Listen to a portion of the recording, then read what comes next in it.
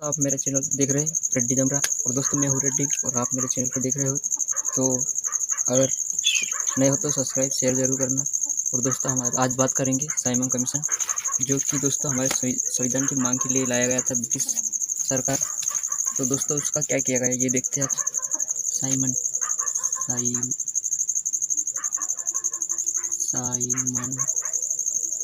आयोग या कमीशन बोलते हैं दोस्तों। तो आज हम बात कर लेते हैं साइमन आयोग ये क्या था। तो ब्रिटिश सरकार ने ब्रिटिश सरकार, तो लिखना ब्रिटिश सरकार 27 नवंबर ये नवंबर है पूरा, 27 नवंबर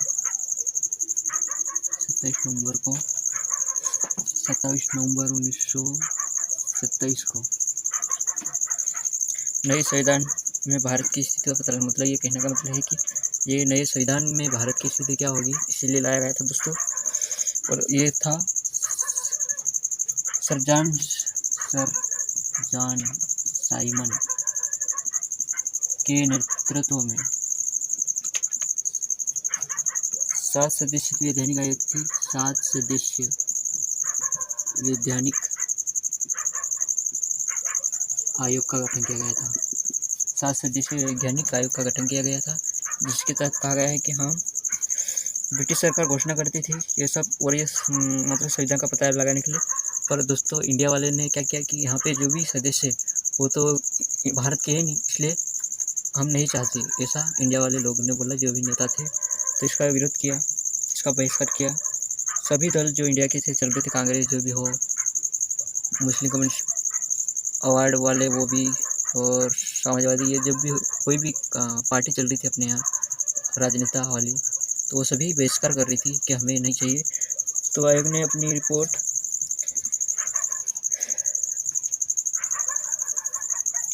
आयोग ने क्या किया, सब बहिष्कार करते बहिष्कार। तो 1930 में अपनी रिपोर्ट पेश की। तो देश शासन प्रणाली द्वैध शासन होना चाहिए, यह सिस्टम होना चाहिए बोल रहा था, देश शासन प्रणाली सिस्टम, ये प्रणाली लिखा हुआ दोस्तों। और दोस्तों आवाज़ तो अच्छी नहीं आ रही होगी, पर क्या करूँ दोस्तों मैं। राज्य में सरकार का विस्तार, मतलब जो राज्य में अपने जो मध्य प्रदेश से हूँ, तो मेरे राज्य का विस्तार होना चाहिए ऐसा, बहुत सारा एरिया का होना चाहिए जो कि मेरे अंडर में आना चाहिए ऐसा विस्तार। ब्रिटिश भारत के संघ की स्थापना, सांप्रदायिक निर्वाचन व्यवस्था में जारी रखने आदि की सिफारिश की। आयोग के प्रस्ताव पर विचार करने के लिए ब्रिटिश भारतीय रियासत प्रतिनिधियों के साथ 3 गोलमेज सम्मेलन किए। फिर चर्चा हुई, उसी के आधार पर वैधानिक सुधार आयोग श्वेत पत्र तैयार किया गया, जिसे विचार के ब्रिटिश संसद को संयुक्त परिवार समिति ने रखा गया। तो उस समिति ने क्या किया, सिफारिश की कि वो भारत परिषद अधिनियम 1935 में शामिल कर दिया जाएगा। तो इस सांप्रदायिक अवार्ड देखते हैं अब। सांप्रदायिक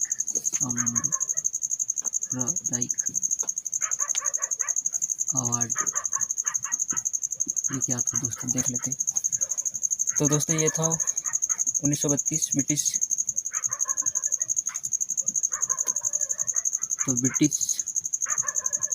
प्रधानमंत्री कौन था, प्रधानमंत्री किसके नेतृत्व में, रेमजे मैकडोनाल्ड, ब्रिटिश प्रधानमंत्री मैकडोनाल्ड ने अगस्त को 1932 में अल्पसंख्यक के प्रतिनिधित्व, अल्पसंख्यक के प्रतिनिधित्व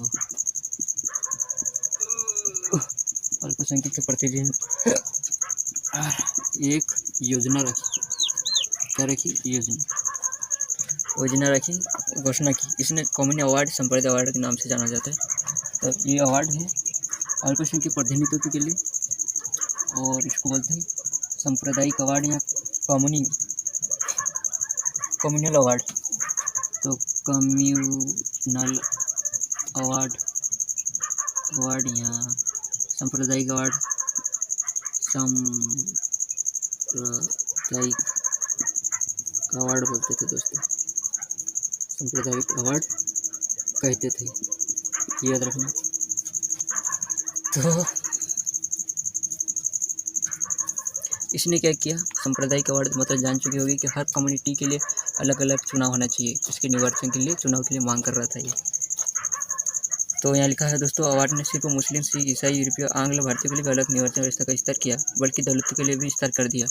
जो मतलब मैं लिख देता हूँ शॉर्टकट में, अलग किया, अलग निर्वाचन, अलग निर्वाचन की मांग रखी किस किस लिए। तो दोस्तों यहाँ देख लेते हैं कौन कौन से है। तो ईसाई, मुस्लिम, ईसाई, मुस्लिम, सिख, यूरोपियन है, यूरोपियन है, आंग्ल भारतीय, आंग्ल भारतीय, आंग्ल भारतीय और दलित, दलित।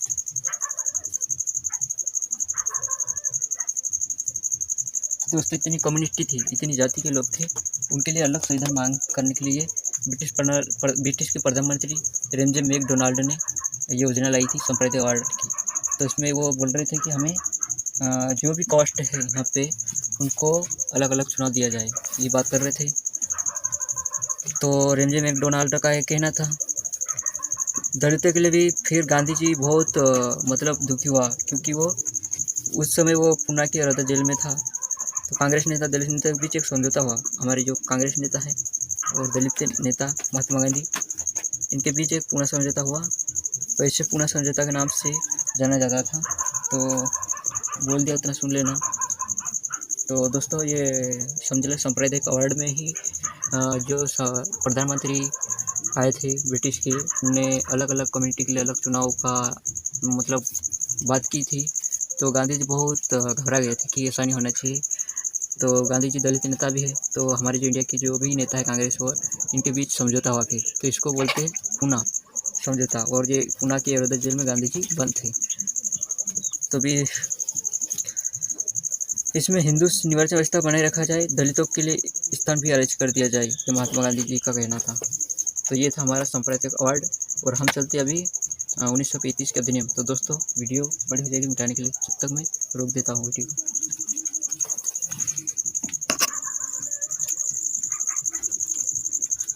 तो दोस्तों हम देखते हैं भारत शासन अधिनियम 1935। इसके तहत कहा गया है कि भारत में पूर्ण उत्तरदायी सरकार होना चाहिए, और इसी का गठन करते हुए भारत एक पत्थर साबित हो गया था, बिल का पत्थर। और ये लंबा विस्तृत दस्तावेज वाला हो गया था, बहुत बड़ा वाला हमारा संविधान। यहाँ भारत बोले तो 321 धाराएं थी और 10 अनुसूचियाँ बन गई थी हमारे। तो दोस्तों आज इसी के बारे में बात करते हैं। तो इस अधिनियम 1935 ने क्या किया, अखिल भारतीय संघ की स्थापना होना चाहिए, जिसमें राज्य और रियासत को एक इकाई की तरह मानना चाहिए, जिसमें राज्य और रियासत है। तो ये अखिल भारतीय संघ की स्थापना की, अखिल भारतीय संघ स्थापना हुई, स्थापना जिसमें क्या हुआ, राज्य और रियासतें, जो रियासतें, राज्य और रियासतें को एक इकाई की तरह मानना चाहिए, यूनिट इकाई की तरह मानना चाहिए 1935 के तहत कहा गया। और इसने क्या किया,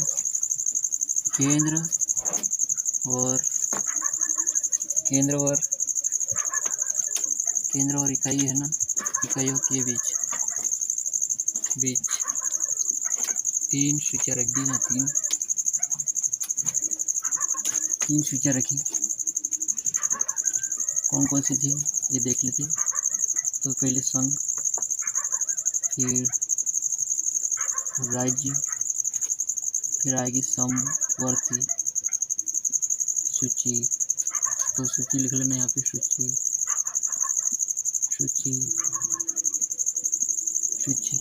अब बात कर लेते हैं कितनी। तो संघ सूची में 59 विषय रखा गया। और राज्य सूची में देख लेते कितने 54 विषय रखा गया, 54 विषय। और संवर्ती सूची में देख लेते कितने रखा गया, 36 विषय।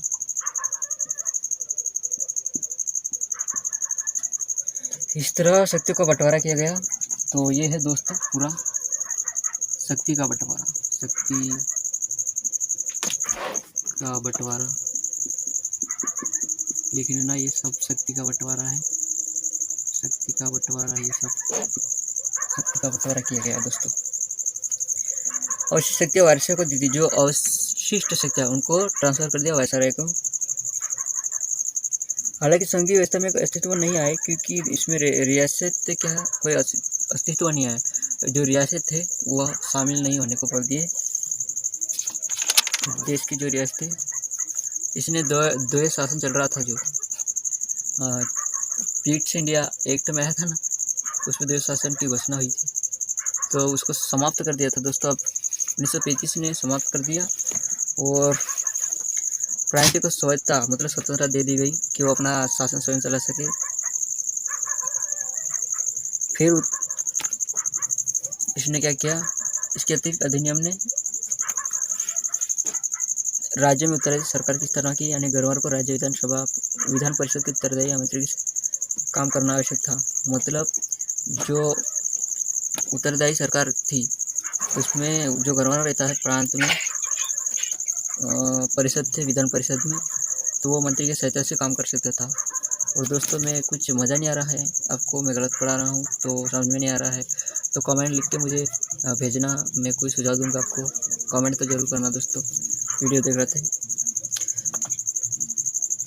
तो दोस्तों ये है ना, प्रांत में जो शासन चल रहा था जो उसको समाप्त कर दिया, पर अब केंद्र में द्वैध शासन की स्थापना की। तो लिख लेते प्रांत में द्वैध शासन, द्वैध शासन समाप्त, केंद्र में द्वैध शासन को शुरू किया 1935 ने। तो केंद्र में द्वैध शासन प्रणाली का शुभारंभ किया और संघीय विषय ट्रांसफर कर दिया और आरक्षित विषय में विभक्त करना पड़ा, पर यह प्रावधान कभी लागू नहीं हुआ। और दोस्तों इसमें 11 राज्यों में से 6 में द्वि शासन प्रारंभ की। जैसे कि 11 राज्य थे उसमें से 6 राज्य है उनमें 2 शासन चलना चाहिए, जो कि बंगाल, बिहार, मुंबई, मद्रास, असम थी, जहाँ की 2 सदन चलने वाला था। और विधानसभा बन गई 2 सदन चलने वाली। इसमें कुछ प्रतिमा भी लगा दी, इनमें शासन चल रहा है पर प्रतिमा लगा दिए थे। तो मैं लिखता नहीं दोस्तों, मैं बोल रहा हूँ इतना ही लिखना। भारत शासन अधिनियम इसने 11 राज्यों में से 6 राज्यों में द्वैध शासन चलाने की अनुमति दी थी, पर उसमें से प्रतिमा भी लगाया गया था, बाकी को एक ही प्रणाली चलेगी। इसने दलित जाति, महिला, मजदूर वर्ग के लिए अलग से निर्वाचन व्यवस्था का सांप्रदायिक जो प्रतिनिधित्व व्यवस्था था ना, उसको और बढ़ा दिया। तो 1935 ने ऐसे किया, दलित जाति, महिला, मजदूर के लिए अलग सांप्रदायिक निर्वाचन के लिए क्षेत्र का विस्तार कर दिया चुनाव के लिए। ऐसा समझना, उनका अलग निर्वाचन क्षेत्र मतलब कर दिया। भारत शासन अधिनियम 1958 के द्वारा जो भी स्थापित किया था उसको क्षमा कर दिया। इंग्लैंड में भारत राज्य सचिव सलाहकार टीम मिल गई थी। इसमें मताधिकार अधिकार तो मिल गया, 10% जनसंख्या को मत मिल गया था। यानी 1935 में मताधिकार का अधिकार मिल गया ओनली 10%, 10% को मिला था, 10%।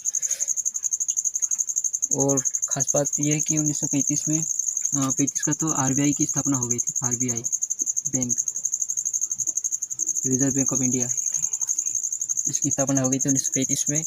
तो दोस्तों ये भी याद रखना, इसने न केवल संघीय लोक सेवा आयोग की स्थापना बल्कि प्रांत में सेवा आयोग 2 से अधिक राज्य में संयुक्त सेवा आयोग की स्थापना की। इसने क्या किया, लोक सेवा आयोग का किया, फिर प्रांत में सेवा आयोग 2 या 2 से अधिक संयुक्त सेवा आयोग का स्थापना की। और 1937 में उच्च न्यायालय की 1937 में है ना संघीय न्यायालय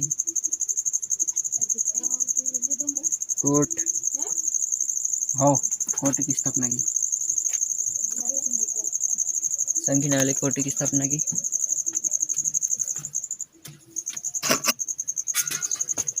तो दोस्तों 1937 में संघीय न्यायालय की स्थापना हुई और दोस्तों ये अपना खत्म होता 1935। तो दोस्तों इसको देख लेना अच्छे से, क्योंकि इसने क्या किया दोस्तों, अखिल भारतीय संघ की स्थापना की, जिसमें राज्य और रियासतों की एक इकाई के रूप मानना चाहिए ऐसा बोल दिया।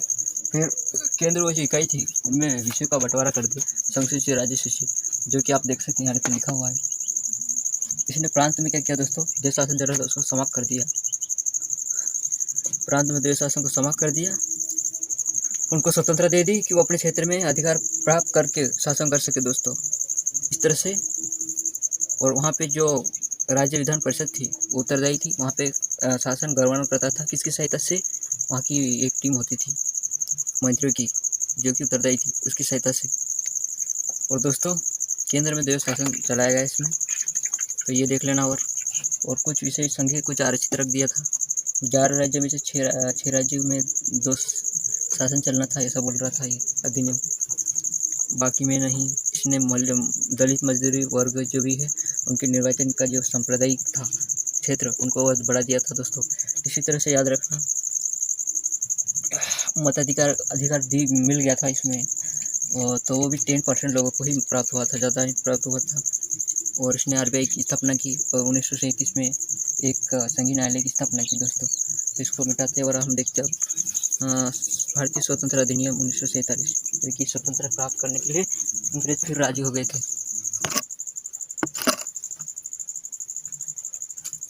दोस्तों आज हम पढ़ते हैं 1947, जो कि दोस्तों अब ब्रिटिश सरकार हमें आज़ाद करने के लिए राजी हो गई थी कि अब तुम आज़ाद हो सकते हो। 1947 दोस्तों कैसे आज़ादी मिली दोस्तों, आज़ादी ऐसे नहीं मिलती दोस्तों। हमारे जो नरम दल के नेता थे वो बातचीत से मांगना चाहते थे, पर अंग्रेज नहीं दे रहे थे। पर हमारे जो लाल बाल जो है ना दोस्तों, गरम दिल के नेता ने दोस्तों लड़ाई शुरू कर दी थी, दंगे हिंसा का रूप धारण किए, तब जाके हमें आज़ादी मिली दोस्तों, ऐसे नहीं मिली। बहुत खून खराबा हुआ उसके बाद, जलियांवाला हत्याकांड, काकोरी ट्रेन, बहुत सारी घटना हुई 1857 में। तो दोस्तों उन घटना से ही हमें आज प्रेरणा मिलती कि हम कुछ कर सके हमारे देश के लिए, सुरक्षा के लिए दोस्तों। तो दोस्तों आज हम यही पढ़ेंगे। तो हमें खुशी की बात है कि हम 1947 को आज़ाद हो गए थे, गुलाम बन के जी रहे थे। तो दोस्तों मुझे वैसे गुलाम बन के जीना अच्छा नहीं लगता है, गुलाम में किसी के अंडर जीना नहीं चाहता हूँ, ये तो मैं पहले बोल देता हूँ। मैं किसी के अंडर गुलाम बन के जीना नहीं चाहता हूँ, ऐसा मुझे लगता है, मेरा दिल भी बोलता है और सब कुछ मेरा यही बोलता है, जो भी है मेरा मन भी यही बोलता है कि किसी के नीचे जीना अच्छा नहीं है। तो दोस्तों आज हम पढ़ते हैं हमारा स्वतंत्रता अधिनियम 1947 कैसे हुआ। तो दोस्तों देख लेते हैं। 20 फरवरी 1947 को, तो कौन सी तारीख थी, 20 फरवरी 1947 को एक ब्रिटिश प्रधानमंत्री, ब्रिटिश लिख लेते हैं यहाँ, ब्रिटिश प्रधानमंत्री उसका नाम क्या था ये भी देख लेते हैं, क्लीमेट एटली घोषणा करी। 20 फरवरी 1947 को ब्रिटिश के प्रधानमंत्री क्लीमेट एटली ने घोषणा कर दी कि भारत को, मतलब ये घोषणा करता है 30 जून 1947। इसमें क्या है, ब्रिटिश, यहाँ पे लिखते हैं ब्रिटिश शासन